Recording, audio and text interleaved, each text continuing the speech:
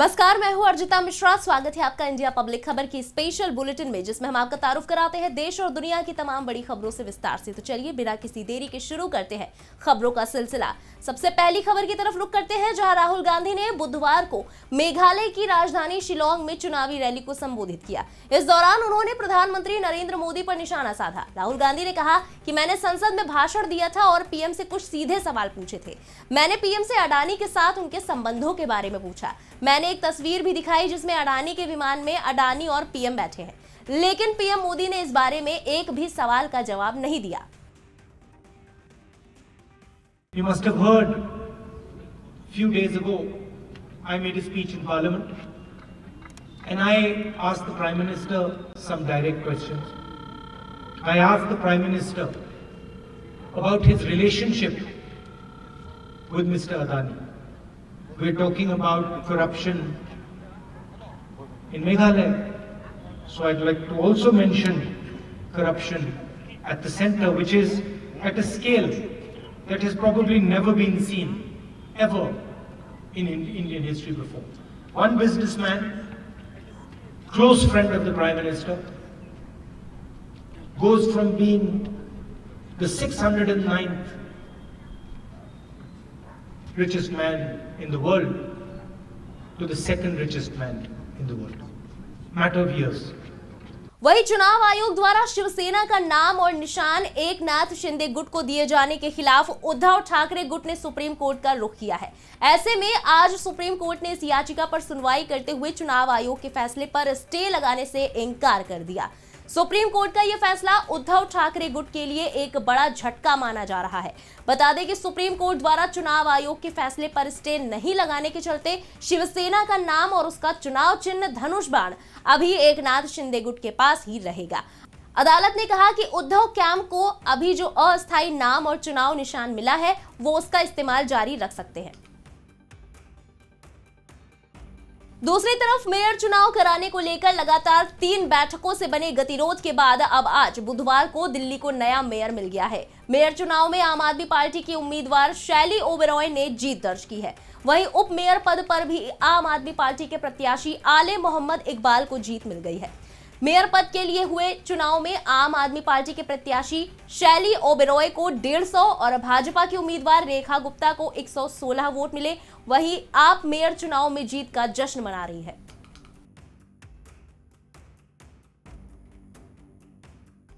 योगी आदित्यनाथ सरकार अपने दूसरे कार्यकाल का दूसरा बजट कुल 6,90,242 करोड़ रुपए का बजट पेश किया।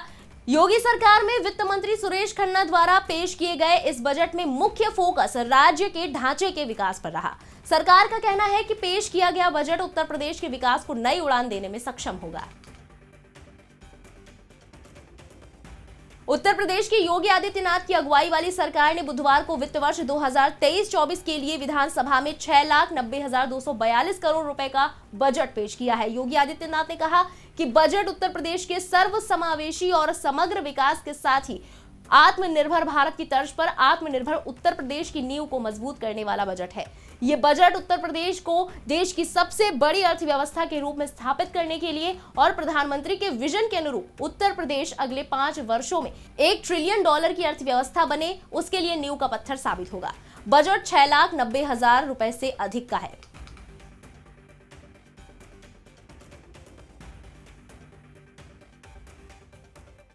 मेरे सहयोगी वित्त मंत्री खन्ना जी ने उत्तर प्रदेश की 25 करोड़ आबादी की विकास के लिए, उनके कल्याण के लिए जो बजट आज प्रस्तुत किया है, यह बजट उत्तर प्रदेश के त्वरित सर्वसमावेशी और समग्र विकास के साथ साथ आत्मनिर्भर भारत की तर्ज पर आत्मनिर्भर उत्तर प्रदेश की नींव को प्रस्तुत करने वाला बजट है। मैं इस बजट को प्रस्तुत करने के लिए वित्त मंत्री श्री सुरेश खन्ना जी को, अपर मुख्य सचिव वित्त श्री प्रशांत त्रिवेदी जी को और वित्त विभाग की पूरी टीम को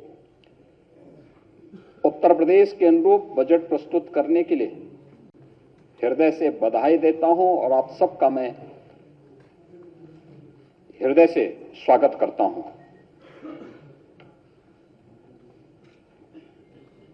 यह बजट उत्तर प्रदेश को देश की सबसे बड़ी अर्थव्यवस्था के रूप में स्थापित करने के लिए और आदरणीय प्रधानमंत्री जी के विजन के अनुरूप उत्तर प्रदेश अगले 5 वर्ष के अंदर $1 ट्रिलियन की इकोनॉमी बने, इसके लिए यह बजट नींव का पत्थर साबित होगा। और इसी दृष्टि को ध्यान में रख करके हम लोगों ने अमृत काल का यह प्रथम बजट प्रस्तुत किया है। स्पेशल बुलेटिन में अगली खबर की तरफ रुख करते हैं, जहां योगी सरकार ने आज यानी बुधवार को अपने कार्यकाल का दूसरा आम बजट पेश किया और इस दौरान समाजवादी पार्टी प्रमुख अखिलेश यादव ने योगी आदित्यनाथ सरकार के बजट को दिशाहीन बताया। अखिलेश यादव ने कहा कि इसमें न आज की समस्याओं का समाधान है और न ही भविष्य के किसी फैसले को आगे लेकर जाने का कोई रास्ता दिखाई देता है। इस बजट ने किसानों, युवाओं और महिलाओं को निराश किया है।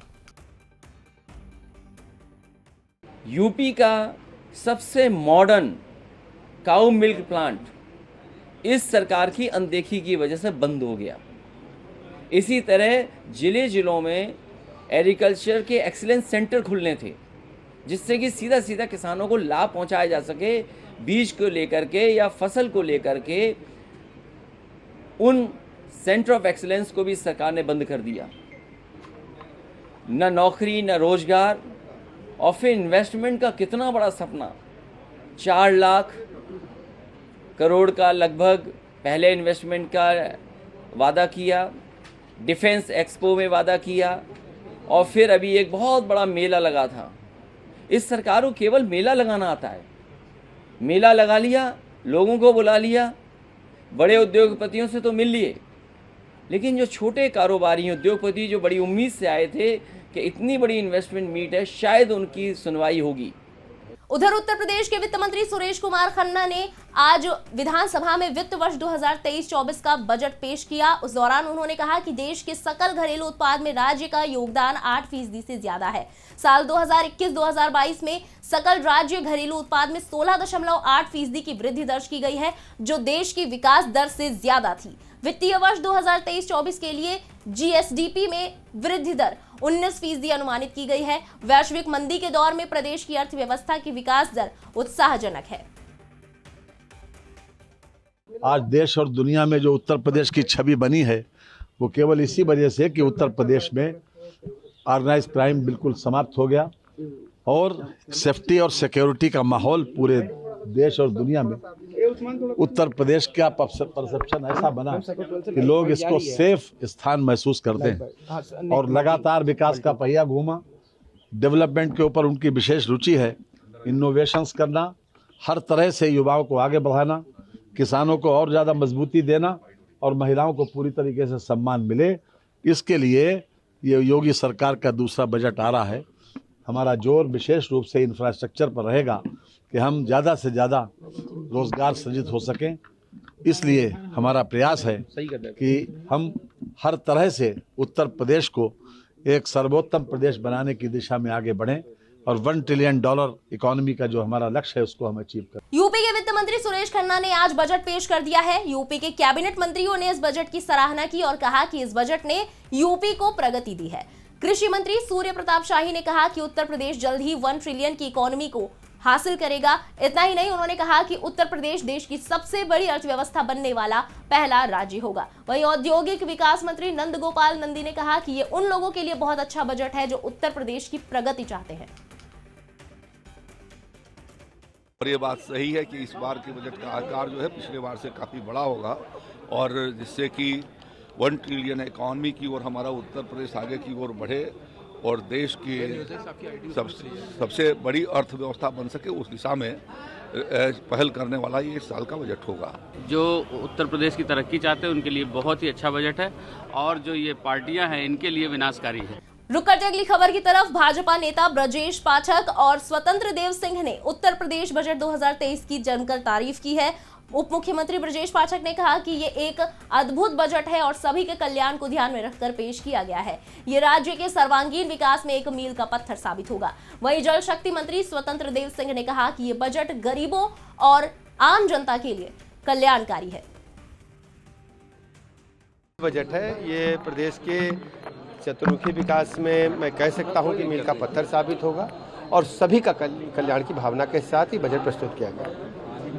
मैं पूरे प्रदेशवासियों को बहुत बहुत बधाई देता हूं। एक गरीबों का बजट है, गांव के खुशहाली का बजट है, दलित शोषित वंचित का बजट है, पिछड़ों का बजट है और राज्य के खुशहाली का बजट है और सभी के लिए सबका विकास और सभी के लिए बजट है। और बजट का आकार भी इस बार जबरदस्त है, यानी ये कहा जाए तो 6,90,242 करोड़ 42 लाख का बजट है। इसलिए आकार बहुत बड़ा इस बार पर बजट का और एक गरीबों की खुशहाली के लिए बजट है। और मैं आदरणीय मोदी जी को और योगी जी को, वित्त मंत्री जी को, अपने सुरेश खन्ना जी को हम लोग बधाई देते हैं कि इस प्रकार का बजट पहली बार ये बजट आया। राजधानी दिल्ली के कुछ इलाकों में हवा की गुणवत्ता खराब होने के कारण कुछ हिस्सों में कोहरे की मोटी चादर छाई रही। वहीं दृश्यता कम होने के चलते लोगों को काफी परेशानियों का भी सामना करना पड़ा। सफर के मुताबिक दिल्ली में AQI 201 पर खराब श्रेणी में दर्ज किया गया था। इसी के साथ इस स्पेशल बुलेटिन में बस इतना ही, लेकिन देश और दुनिया की खबरें अभी बाकी है, इसलिए सब्सक्राइब करें इंडिया पब्लिक खबर के YouTube चैनल को, बेल आइकन दबाना बिल्कुल ना भूलें।